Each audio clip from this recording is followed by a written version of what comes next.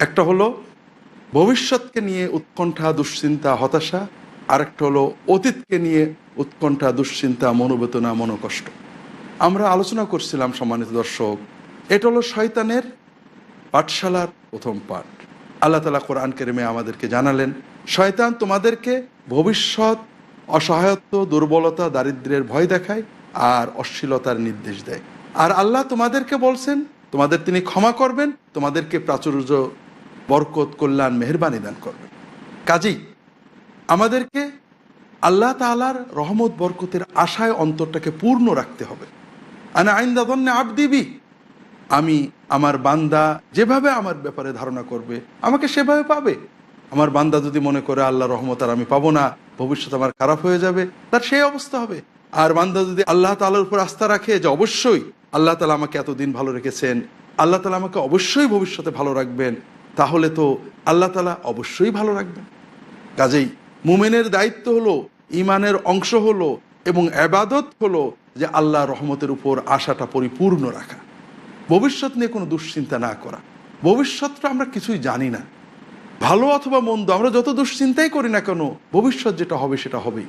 আমরা ভালো চিন্তা করলে সওয়াব হবে, আল্লাহ রহমতের আশা থাকলে মন ভালো থাকবে, আল্লাহ বরকত দেবেন। খারাপের আশা করলে কষ্ট লাগবে, কিন্তু কোনো লাভ হবে না। আর এজন্যই তো আমরা দেখেছি আল্লাহ রসুল সাল্লাল্লাহু আলাইহি ওয়াসাল্লাম বলেছেন, মান আসবাহা মুআফান ফি জাসাদিহি ওয়া আমিনান ফি সিরবিহি ওয়া ইনদাহু কুতু ইয়াউমিহি ফাকান্নামা হাইজাত লাহু দুনিয়া বিহাযাফিরিহা। যে ব্যক্তি সকাল হলো নিজে সুস্থ আছে, পরিবারে শান্তিতে আছে এবং সেদিনের খাবার তার কাছে আছে, তা তো দুনিয়ার সবই এসে গেছে। তাকে আল্লাহ আজকে যে নিয়ামত দিয়েছেন, এই নিয়ামতের বরকত যদি চাই, কৃতজ্ঞতা প্রকাশ করতে, আল্লাহ আপনি আমাকে অনেক দিয়েছেন, আমার তো পুরো আশা কালকেও আপনি এর চেয়ে ভালো রাখবেন। এটা হলো ভবিষ্যতের উৎকণ্ঠা থেকে মুক্ত থাকার উপায়। আর এটাতে সাহায্য করবে বেশি বেশি আল্লাহর জিকির, বেশি বেশি সালাত। আর অতীতকে নিয়ে মনোকষ্ট আরও একটা ভিত্তিহীন বিষয়। কীভাবে অতীতকে নিয়ে মনোকষ্ট করে, অমুক আমার সাথে খারাপ ব্যবহার করেছিল, অমুক এটা করেছিল, অমুক দিনে এটা করেছিলাম, অমুকটা আমি পাইনি, অমুকটা আমি চেয়েছিলাম। অতীতের সকল বেদনা নিয়ে মনোকষ্ট অনুভব করা। বাজে কাজ আর কি হতে পারে, অতীত তো চলে গেছে, মনোকষ্ট একে ফিরিয়ে আনবে না। এই সব কষ্টের ভিতর দিয়ে যেটা বেরিয়ে আসবে একটু ভালো করে চিন্তা করেন, আল্লাহ তাআলা আমাকে এত কষ্টের ভিতর দিয়ে নিরাপদে বের করে এনেছেন, আলহামদুলিল্লাহ। কাজে অতীতের কষ্টগুলো যখন মনে আসে তখন আল্লাহর নিয়ামতগুলো স্মরণ করুন। ভবিষ্যতের উৎকণ্ঠা যখন মনে আসে, আল্লাহর অতীত এবং বর্তমান নিয়ামতগুলো স্মরণ করুন। আল্লাহর নিয়ামত, রহমত, কল্যাণের আশা রাখুন, বুক ভরা আশা থাকো। আপনি আত্মবিশ্বাসী হন, আল্লাহ রহমতে বিশ্বাসী হন, মন থেকে উৎকণ্ঠা চলে যাবে। আল্লাহ রসুল সাল্লাল্লাহু আলাইহি ওয়াসাল্লাম অশুভ চিন্তা পছন্দ করতেন না, বরং শুভত্ব, কল্যাণত্ব পছন্দ করতেন। আল্লাহ কোরআন কারীমে বলেছেন, নিশ্চয় কষ্টের সাথে শান্তি আছে, কষ্টের সাথে শান্তি আছে। এটাকে মনে রাখতে হবে আমাদের। আমরা অনেক সময় এটা একটা শিরিক বা শিরক মূলক অনুভূতি, যে আমরা সকালবেলায় বা প্রথমে যাত্রাপথে প্রথমবারে কোনো খারাপ হলে চিন্তা করি বোধহয় সবই খারাপ হয়ে যাবে, প্রথমেই খারাপ মানে সবই খারাপ। এটা শিরকি কথা। কোনো কর্ম থেকে খারাপ চেতনা নেওয়া, খারাপ ফলাফল নির্ধারণ করা, তাশাউম রাসূলুল্লাহ সাল্লাল্লাহু আলাইহি ওয়াসাল্লাম নিষেধ করেছেন। আর ভাগ্য, ভবিষ্যৎ, ভালো মন্দ নির্ধারণের চেষ্টা করা রাসূলুল্লাহ সাল্লাল্লাহু আলাইহি ওয়াসাল্লাম কুফরি, শিরক বলে গণ্য করেছেন।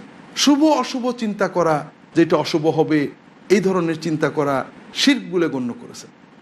বরং আমরা যখন কষ্ট পাব তখন আমরা আল্লাহর ওয়াদার উপরে আস্থা রাখবো যে আল্লাহ একটা কষ্ট দিয়েছেন, নিশ্চয় এর সাথে তিনি শান্তি দেবেন, ভালো দেবেন। আল্লাহ তো বলেছেন আল উসরি ইউসরান, কষ্ট হলে তার সাথে একটা ভালো আছে। কাজেই আমরা সবসময় আল্লাহর রহমতের আশা রাখবো, আল্লাহর ওয়াদায় বিশ্বাস করব, শয়তানের পাঠশালার পাঠ থেকে দূরে থাকব, আর আল্লাহ তাআলার জিকির বেশি করব। এটা হলো আমাদের মানসিক সুস্থতার মূল ভিত্তি হিসেবে আল্লাহ রসুল সাল্লাল্লাহু আলাইহি ওয়াসাল্লাম এবং কোরআন কারীমে আল্লাহ তাআলা আমাদেরকে শিখিয়ে দিয়েছেন।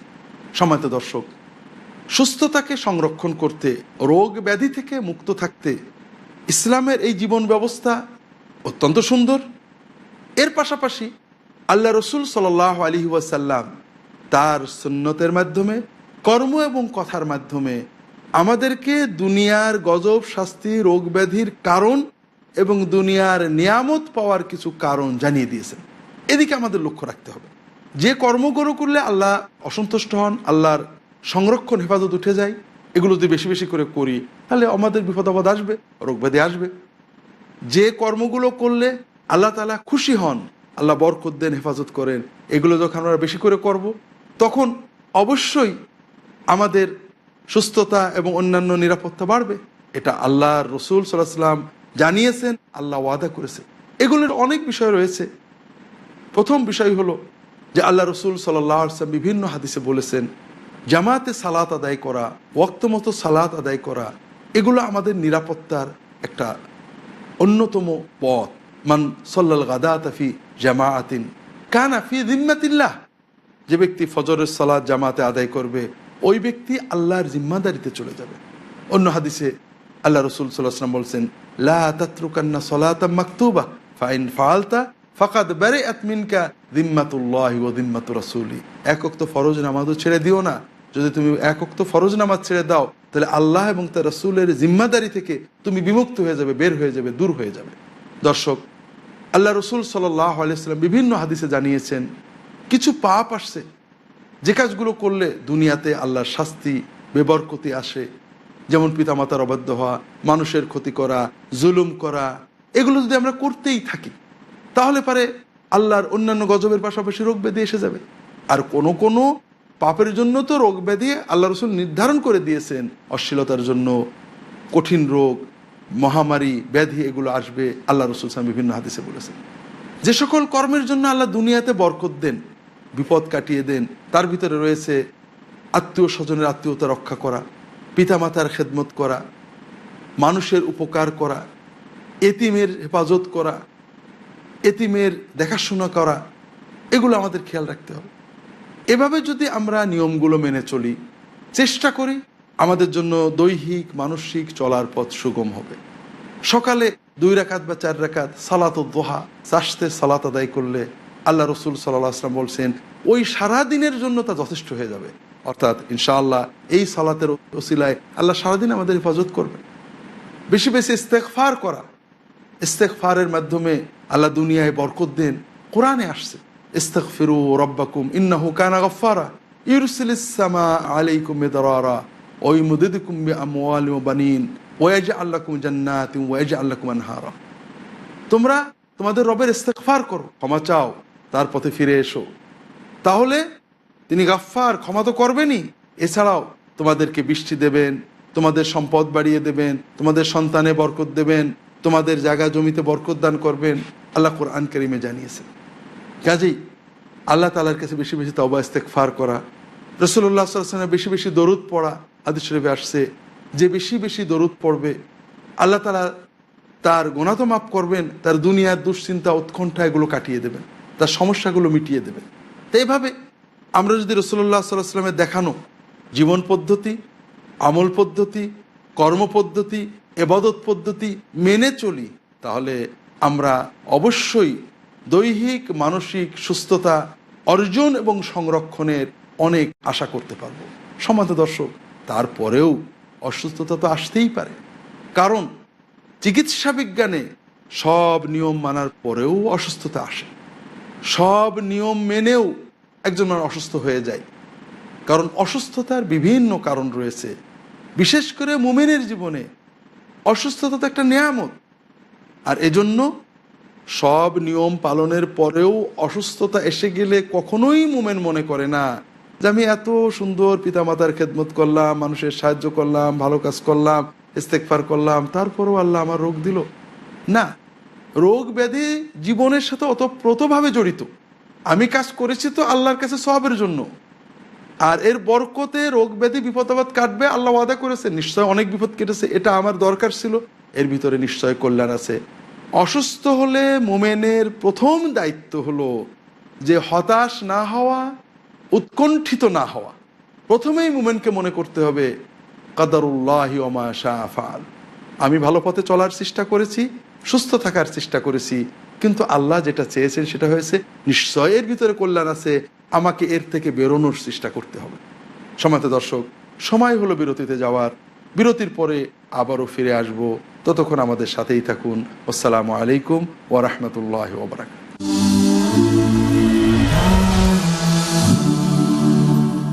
আসসালামু আলাইকুম, আমি মোহাম্মদ বদরুদ্দোজা নদভী। আপনারা দেখছেন piece TV Bangla. The students of Islamic International School welcome all of you. Assalamu alaikum wa rahmatullahi wa barakatuh. Al-Malikul Quddusus Salamul Mu'minul Muhaymin. M-U-S-L-I-M, I'm so blessed to be with them. M-U-S-L-I-M, I'm so blessed to be with them. Don't know about you, I know about me. I'm proud cause I'm rolling Islamically. Everywhere I see, even on TV, people talking trash about the way I be. But what they all hate is if we get great, cause we're the only ones with our heads on straight. Don't ever frown on your head looking down. If you read the Quran, you're the best in the town. M-U-S-L-I-M, I'm so blessed to be with them. M-U-S-L-I-M, I'm so blessed to be with them. Watch Little Wonders at their best. বিস্ময় শিশুরা প্রতি বুধবার সন্ধ্যা 7টায় পুনঃ সম্প্রচার সকাল 11টায় বাংলাদেশে piece TV বাংলায়। দ্বিধা, দ্বন্দ্ব, মূল্যবোধের অভাব, প্রকৃত বিশ্বাসের অভাব, অসচেতন জীবনযাপন, ধর্মকে ভুলভাবে তুলে ধরা, ধর্মীয় গ্রন্থের পরিবর্তন এবং সংস্করণ যথাযথ তথ্য পেতে সকল ক্ষেত্রে আমি সংগ্রাম করছি সত্য প্রকাশ করতে, কারণ এটা যেন আপনার অধিকার আর আমার দায়িত্ব সত্যটা বলা। দেখুন সত্য উন্মোচন, পরবর্তী অনুষ্ঠান পিস টিভি বাংলায়।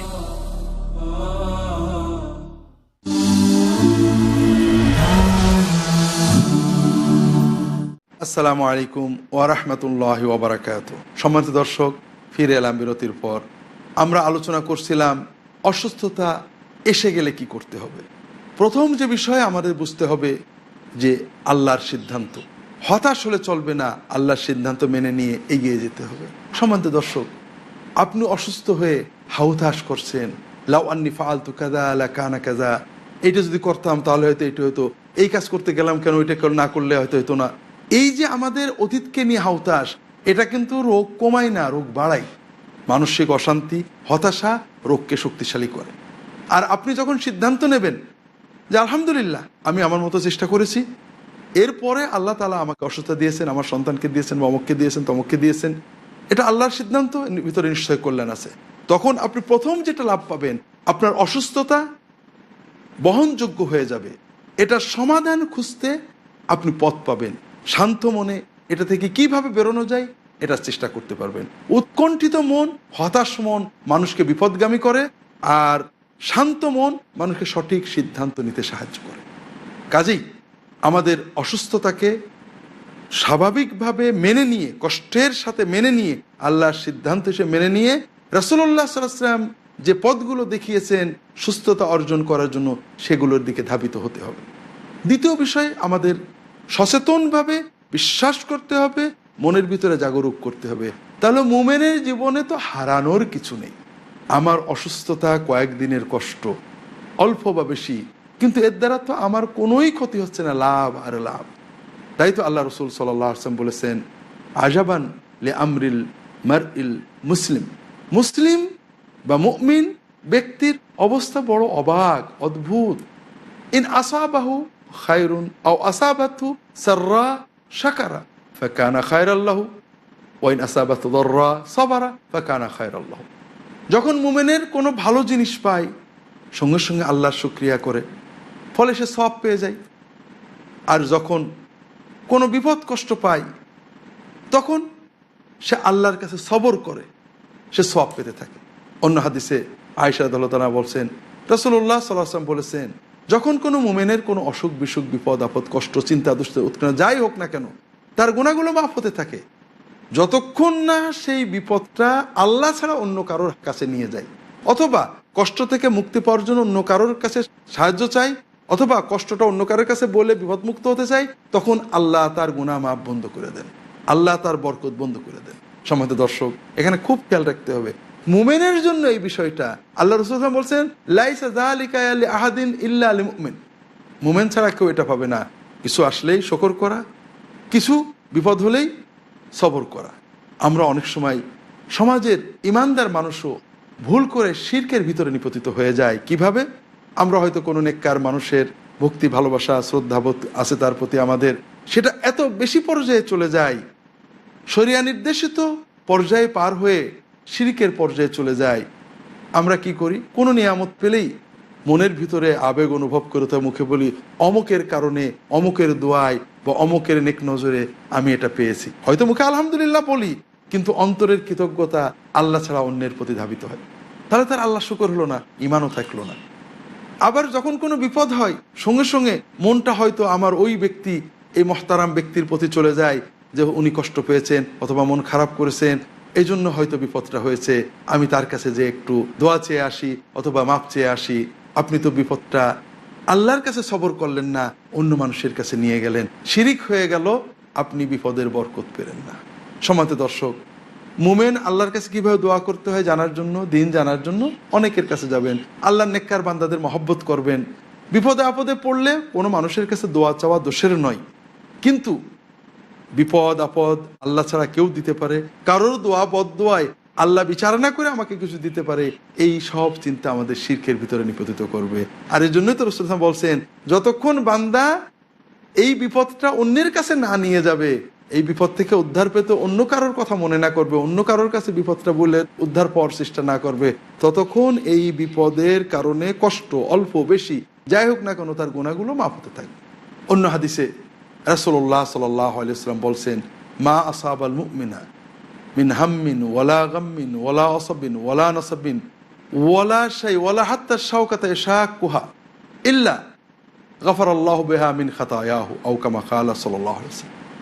মুমিনের জীবনে দুশ্চিন্তা, ভয়, জ্বর ব্যাধি, অসুখ বিসুখ, বিপদ আপদ যাই আসুক না কেন, একটা ছোট্ট কাঁটাও যদি তার গায়ে ফোটে, এর বিনিময়ে আল্লাহ তার গুনাহগুলো মাফ করে দেন।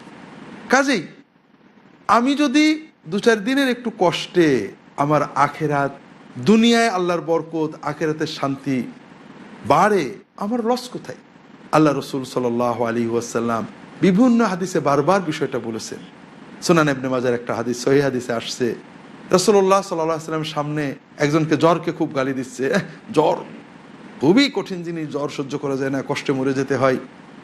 আল্লাহ রসুল সাল্লাল্লাহু আলাইহি ওয়াসাল্লাম বলছেন যে জ্বরকে গালি দিও না, জ্বর পাপকে পোড়ায়, যেমন পাপকে পরিষ্কার করে মানুষকে পবিত্র করে, যেমন আগুনের ভিতরে কর্মকার লোহা দিলে লোহার ময়লা সাফ হয়ে লোহাটা পরিষ্কার হয়ে যায়, ঠিক তেমনি কর্মকারের হাপড় যেমন লোহাকে পরিষ্কার করে ফেলে, জ্বর মুমিনকে পাপ থেকে পরিষ্কার করে ফেলে। আল্লাহ রসুল সাল্লাল্লাহু আলাইহি ওয়াসাল্লাম এভাবে আমাদেরকে, উম্মতকে অসুখ বিসুখে প্রথম পর্যায়ে ধৈর্য ধরার সুনির্দিষ্ট দিক নির্দেশনা দিয়েছেন। প্রথমত আল্লাহর সিদ্ধান্ত সে মেনে নিতে হবে, দ্বিতীয়ত এর মাধ্যমে আমার কল্যাণ আছে, একটু কষ্ট লাগছে, ঔষধ খেতে তিতে লাগে, কিন্তু আমরা খাই কারণ এর মাধ্যমে সুস্থতা হবে। ঠিক এই দুনিয়ার জ্বর জারি বিপদ আপদ একটু কষ্ট লাগে, কিন্তু এর মাধ্যমে আমরা আমাদের দুনিয়া আখিরাতে আল্লাহর বরকত নিয়ামত পাবো। একটা মানুষ অসুখ হয়েছে, তিক্ত বা খুব কষ্টদায়ক ঔষধ প্রতিদিনই কিছু খান, কারণ তিনি জানেন এই খাওয়ার মাধ্যমে একটা ফল তিনি পাবেন, এজন্য তিনি কষ্টটা সহ্য করেন। মুমিনের ঈমান যদি গভীর হয়, তখন তার কাছে এই দুনিয়ার জাগতিক বিপদ আপদ কষ্ট রোগ ব্যাধিগুলো ঠিক তেমনই আনন্দদায়ক হয়ে যায় যে এর মাধ্যমে আল্লাহ আমার গুনাহ মাফ করাবেন, মর্যাদা বাড়িয়ে দেবেন। সম্মানিত দর্শক, এই চেতনা সাহাবীদের ভিতরে কেমন গভীর ছিল, একটা হাদিস থেকে আমরা তা বুঝতে পারবো। আল্লাহ রসুল সাল্লাল্লাহু আলাইহি ওয়াসাল্লামের সাহাবী আব্দুল্লাহ ইবনে আব্বাস তার ছাত্র আতা ইবনে আবি রাবাহকে বলছেন, তুমি কি একজন জান্নাতি মেয়ে দেখতে চাও? ওই দেখো কাবা ঘরের পাশে দাঁড়িয়ে আছে ওই মেয়েটা জান্নাতি মেয়ে। কি করে জানলাম? মেয়েটা রাসূলুল্লাহ সাল্লাল্লাহু আলাইহি ওয়াসাল্লামের কাছে এসে বলল যে, ইয়া রাসূলুল্লাহ ইন্নী উসরাউ, ইয়া রাসূলুল্লাহ আমি অজ্ঞান হয়ে যাই, অর্থাৎ মৃগী রোগ বা ফিট হয়ে পড়ে যাওয়ার রোগ আমার আছে, আমার জন্য দোয়া করেন যেন আমার এই রোগ না থাকে, সুস্থ হয়ে যায়। আল্লাহ রসুল সাল্লাল্লাহু আলাইহি ওয়াসাল্লাম বললেন, তুমি যদি চাও আমি দোয়া করব, তোমার আর হবে না, আর যদি তুমি একটু সবর করো আল্লাহ তোমাকে জান্নাত দেবেন। ওই মহিলা জীবনকে খুব ভালো করে বুঝেছেন। জীবনে কতবার ফিট হব? প্রতি সপ্তাহে একবার, প্রতি মাসে কয়েকবার, জীবনে কয়বার, কয় ঘন্টা? জীবনে 10 ঘন্টা, 20 ঘন্টা, 30 ঘন্টা, 50 বছর, 100 বছরের জীবনে 20 ঘন্টা, 30 ঘন্টা একটু ফিট হয়ে অচেতন থাকবো। এর মাধ্যমে আমি আমার গুনাহগুলো মাফ হবে, আমি জান্নাতে নিশ্চয়তা পাবো, আমার অনন্ত জীবন সুন্দর হবে। অসুবিধা, আমার তো কোনো খুব বেশি লস হচ্ছে না। মেয়েটা বললেন, ইয়া রাসূলুল্লাহ, তাহলে আর রোগ মুক্ত হওয়ার জন্য দোয়া করবেন না আপনি, আমার রোগ থাক, তবে আপনি দোয়া করেন যখন আমি ফিট হব তখন আমার কাপড়টা যেন খুলে না যায়, সরে না যায়। রাসূলুল্লাহ সাল্লাল্লাহু আলাইহি ওয়াসাল্লাম দোয়া করলেন। ওই মহিলা পরে ফিট হয়েছে, কিন্তু তার কাপড় আর সরেনি। সম্মানিত দর্শক, এভাবেই আমরা অসুস্থতার ক্ষেত্রে সবর এবং সওয়াবের আশার মাধ্যমে মনটাকে স্থির করব, সুস্থ শান্ত মনে চিকিৎসার চেষ্টা করব, যেটা আল্লাহ রাসূল সাল্লাল্লাহু আলাইহি ওয়াসাল্লামের নির্দেশ। অসুখ বিসুখে আল্লাহ রাসূল সাল্লাল্লাহু আলাইহি ওয়াসাল্লাম চিকিৎসা করতে নির্দেশ দিয়েছেন। ইয়া আইয়ুহান নাস তাদাউ ফাইন্নাহু লাম ইয়াদআল্লাহু দাআন ইল্লা ওয়াদাআ লাহু দাওয়াআন ইল্লা দাআন ওয়াহিদান ওয়া হুয়াল হারাম। রাসূলুল্লাহ সাল্লাল্লাহু আলাইহি ওয়াসাল্লাম বলতেন, হে মানুষেরা, তোমরা চিকিৎসা করো, এটা আদেশ, আমর। কাজেই রোগ ব্যাধিতে চিকিৎসা করার রাসূলের নির্দেশ। তিনি কারণ হিসেবে উল্লেখ করেছেন, আল্লাহ যত রোগ ব্যাধি দিয়েছেন প্রত্যেকটা রোগের ঔষধও আল্লাহ তাআলা দিয়ে দিয়েছেন। শুধু একটা রোগের কোনো ঔষধ নেই, সেটা হলো বার্ধক্যজনিত যে দুর্বলতা, আমরা ক্রমান্বয়ে বৃদ্ধ হয়ে পড়ি, এর কোনো ঔষধ নেই। আল্লাহ রাসূল সাল্লাল্লাহু আলাইহি ওয়াসাল্লাম অন্য হাদিসে বলছেন, মা মিন দাইন ইল্লা ওয়ালাহু দাওয়া, যত রোগ আছে প্রত্যেকের কোনো ওষুধ আছে। মান আসাবাত দাওয়া শুফিয়া বিইذনিল্লাহ, যে ব্যক্তি আল্লাহর নির্ধারিত প্রকৃত ঔষধ পর্যন্ত পৌঁছাতে পারে, আল্লাহর অনুমতিতে সে সুস্থতা অর্জন করতে পারে। কাজেই আল্লাহ রাসূল সাল্লাল্লাহু আলাইহি ওয়াসাল্লাম রোগ ব্যাধিতে যে নির্দেশ দিয়েছেন সেটা হলো চিকিৎসা। এমনকি ঝাড় ফুঁক ইত্যাদি আল্লাহ রাসূল সাল্লাল্লাহু আলাইহি ওয়াসাল্লাম রোগ ব্যাধিতে এরকম নির্দেশনা দেননি, তবে অনুমোদন আছে। আমরা যেটা দেখতে পাচ্ছি, আল্লাহ রাসূল সাল্লাল্লাহু আলাইহি ওয়াসাল্লাম তিনি চিকিৎসা করতে নির্দেশ দিয়েছেন, সাহাবীরা চিকিৎসা করতেন, রাসূলুল্লাহ নিজেও চিকিৎসা করেছেন। চিকিৎসা করা তার নির্দেশ, তার আচরিত সুন্নত। আমরা রোগ ব্যাধি হলেই মনে করি ঝাড়ফুঁক ভালো, দোয়া ভালো, কিন্তু দোয়ার পদ্ধতি আছে। আর আল্লাহ রাসূল সাল্লাল্লাহু আলাইহি ওয়াসাল্লাম বা তার সাহাবায়ে কেরাম কেউ এই ঝাড়ফুঁক ইত্যাদিকে পেশা হিসেবে গ্রহণ করেননি। আমাদের প্রথম দায়িত্ব হলো অসুখ বিসুখে, অসুস্থতায় চিকিৎসার জন্য চেষ্টা করা। চিকিৎসার জন্য সর্বোচ্চ সুন্দর চিকিৎসা কিভাবে চিকিৎসা হবে, এটা মানুষ গবেষণার মাধ্যমে ক্রমান্বয়ে আবিষ্কার করবে। যেহেতু আল্লাহ তাআলা সব ব্যাধিরই চিকিৎসা দিয়েছেন বলে রাসূলুল্লাহ সাল্লাল্লাহু আলাইহি ওয়াসাল্লাম জানিয়েছেন, কাজেই আমরা সেই বৈজ্ঞানিক গবেষণার মাধ্যমে চিকিৎসা আবিষ্কারের চেষ্টা করব। পাশাপাশি আল্লাহর উপর আস্থা রেখে মনটাকে সুস্থ শান্ত রাখবো, যা আমাদের সুস্থ হতে সাহায্য করবে। সম্মানিত দর্শক, এটা তো গেল অসুস্থ মানুষ